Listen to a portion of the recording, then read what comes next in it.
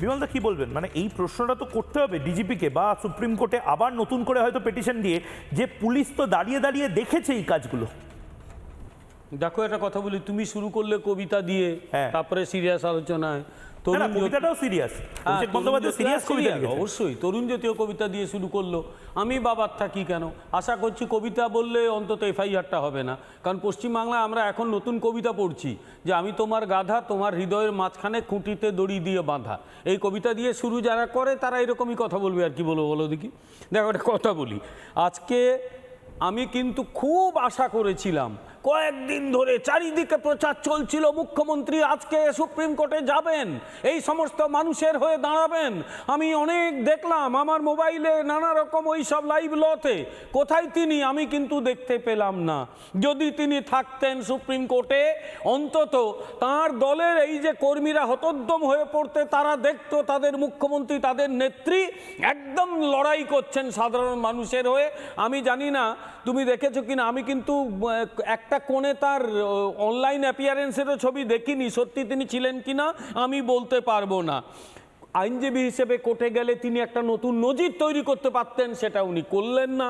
মাঝখান থেকে কি হলো, মাঝখান থেকে সুপ্রিম কোর্ট পরিষ্কার বলে দিল এসআইআরটা হবেই, কোনো রকম বাধা তারা বরদাস্ত করবে না। আর মাঝখান থেকে এই রাজ্যের ডিজিটি শোকজটি খেয়ে গেল। এখন আগামী দিনে তাকে বহুবার দৌড়োদৌড়ি করতে হবে, আপনি কেন আপনার দায়িত্ব পালন করেননি। আসলে এই যে বললাম না, অপটিক্স তৈরি করা, দেখানো যে দেখো হে আমি তোমার পাশে আছি, আমরা তোমার পাশে আছি। গতদিন কিচ্ছু না, আইনজীবী হিসেবে তিনি দাঁড়াননি, তিনি কেসটাকে প্রেজেন্ট করেছিলেন বলে শুনেছি। তাতে কিছু কিছু জায়গায় এই পশ্চিমবঙ্গের শাসক দল তারা মিষ্টি খেয়েছিল, দেখেছিল তোমরা, দেখিয়েছিলে, মিষ্টি বিতরণ করেছিল। আজকে তারা কোথায় গেল জানি না। আজকে এখন ওরা যখন হতোদ্যম হয়ে পড়েছে, তোমরা যাকে কোড আনকোড বলো, যাদের মিনমিনে মিডিয়া, তারা কিছু অদ্ভুত দেওয়ার চেষ্টা করছে, ন্যারেটিভ।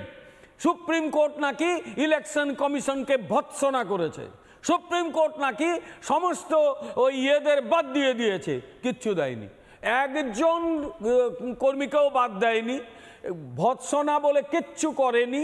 কিছু কিছু ডাইরেক্টিভ দিয়েছে, সেই ডাইরেক্টিভগুলো সুপ্রিম কোর্ট ইউজুয়ালি মেনে থাকে, দিয়ে থাকে, কিন্তু সেগুলো খুব গুরুত্বপূর্ণ কিচ্ছু নয়। মাঝখান থেকে সুপ্রিম কোর্টের এই ভাবনাটা বোঝা উচিত ছিল। বিহারের নিয়ে যে মামলা হয়েছিল এসআইআর নিয়ে, সুপ্রিম কোর্ট সেবারেও বলেছিল এসআইআর প্রক্রিয়ায় আমরা বাধা দিতে পারি না।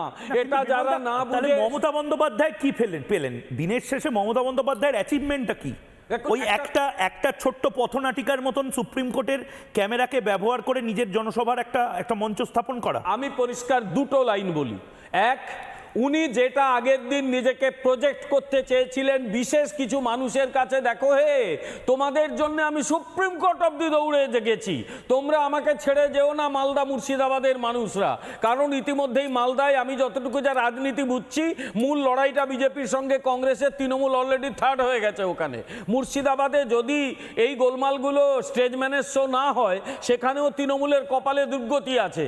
ফলে তাদের কাছে একটা নিজেকে প্রমাণ করা, দেখো হে আমি তোমার জন্য সুপ্রিম কোর্ট দৌড়ে দৌড়ে এলাম, এবং যখন বিপদে বুঝলাম তখন কেটে পড়লাম, সেটা গেল এক।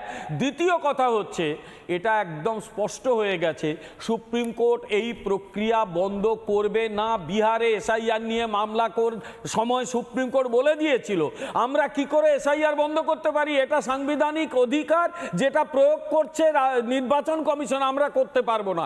এইটা বোঝার পরেও যারা গিয়েছিল, তারা তো ইচ্ছে করেই গিয়েছিল, কারণ তারা এটা দেখাতে চেয়েছিল।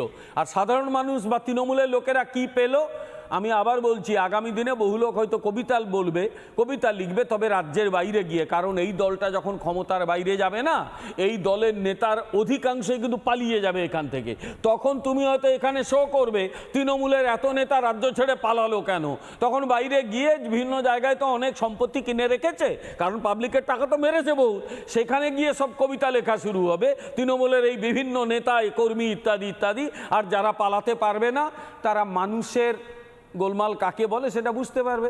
এগুলো আগামী দিনে এটা অপেক্ষা করে আছে, এটা আমার কিছু আরেকটা ব্রেকিং নিউজ নিয়ে আমি মণিশঙ্কর দার থেকে জিজ্ঞেস করব যে মানে ওনারা পেলেনটা কি? আমি আরেকটা ব্রেকিং নিউজ নিয়ে নিই, অত্যন্ত গুরুত্বপূর্ণ, পেন্সিল আমাদের যেরকম পেন্সিল অত্যন্ত গুরুত্বপূর্ণ একটা আপডেট। রাজ্য যে কথাটা বলেছিল, ইলেকশন কমিশনও সেই কথাই বলেছিল। আজকে আদালতও বলেছে আপনারা যদি সেম পেজে থাকেন, একই কথা বলেন, তাহলে এগুলো বলছেন কেন? আরও 1 সপ্তাহ বাড়লো এসআইআর এর শুনানির সময়সীমা। একদম অফিসিয়াল ভার্সন এই মুহূর্তে আসছে। আগামীকাল সব রাজ্যের সিইওদের সঙ্গে বৈঠক। তার আগে বাংলায় 1 সপ্তাহ বাড়ল এসআইআর এর শুনানির সময়সীমা। সিইওদের সঙ্গে বৈঠক নির্বাচন কমিশনের। মঙ্গলবারই দিল্লি যাচ্ছেন রাজ্যের সিইও মনোজ আগরওয়াল। 1 দফায় যদি ভোট হয় তাহলেও প্রস্তুত রাজ্য নির্বাচন কমিশন। রাজ্য সরকারের গ্রেড বি আধিকারিক নিয়োগ, সেটাও প্রায় নিশ্চিত হয়ে গেছে। এবার রিক্রুটমেন্ট প্রসেস শুরু হবে। নানা ধরনের কন্টেন্ট দেখার জন্য লাইক করুন, শেয়ার করুন আমাদের ফেসবুক পেজ, সাবস্ক্রাইব করুন আমাদের ইউটিউব চ্যানেল। পাশাপাশি অন্যান্য ব্রেকিং নিউজের জন্য অবশ্যই চোখ রাখুন রিপাবলিক বাংলায়।